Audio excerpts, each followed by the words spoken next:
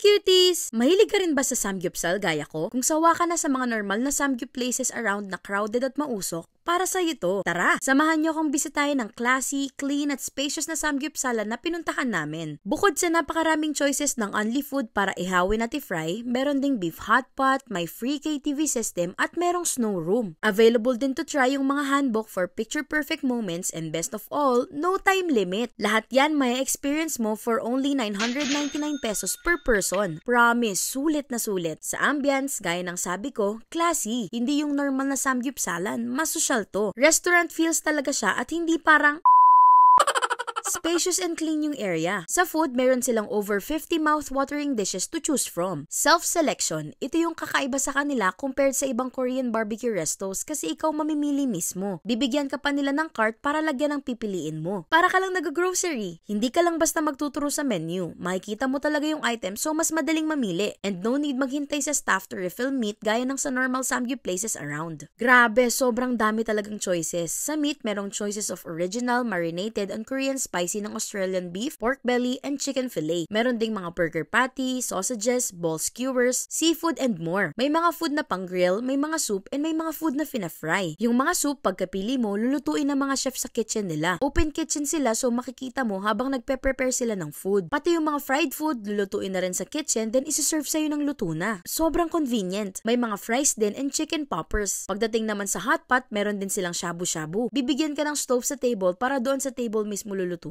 Sa lahat ng kinain namin, standout yung tofu soup, fish cake soup, and cheesy corn nila. Real mozzarella cheese ang gamit, napupul talaga. Ang sarap ng meat nila, premium. Ayos rin kasi ang daming seafood. May squid rolls, mussels, clams, squid, and shrimp. May kasama ring fruits for dessert. Nung nagpunta kami, ang fruits ay oranges at watermelon. Dun pa lang sobrang worth it na para sa 999. Pero wait, there's more! Meron din silang snow room. Ang lamig talaga sa loob. Unfortunately, sirado yung machine kaya walang snow na nalalaglag, pero malamig pa rin naman. Nakakatuwa din kasi merong mga handbook na pwede mong suotin for photo op. Syempre, nagtry kami ni Soul. Ang cutie! By the way, natuwa rin ako sa high chair nila na ginamit ni Soul. Usually kasi sa mga restaurant, yung katulad lang din ng high chair ni Soul sa bahay. Pero dito yung may laruan pa talaga, kaya di mabobore ang mga bata. Sosyal! Sobrang entertaining din dito kasi may performance yung mga staff. Lahat sila nagsayaw. And speaking of entertainment, merong KTV and private rooms upstairs. Kaso hindi na namin napuntahan. Nawala sa isip namin dahil napasarap ang kain. Sayang. Grabe. Iba ang overall experience dito sa Namsan Korean Barbecue. Must visit talaga. Located sila sa 8 Missouri Center, Green Hills, San Juan. Katapat lang ng Gloria Marie's Restaurant. Whether kasama ang partner, pamilya, o barkada, siguradong may enjoy nyo din dito. Tag mo kung sinong gusto mong ayain dito. Perfect dito lalo na ngayong magpapasko. Let me know if kumusta ang experience kapag nakibisita kayo ha. Follow me for more food recos. Thanks for watching, cutie. Bye!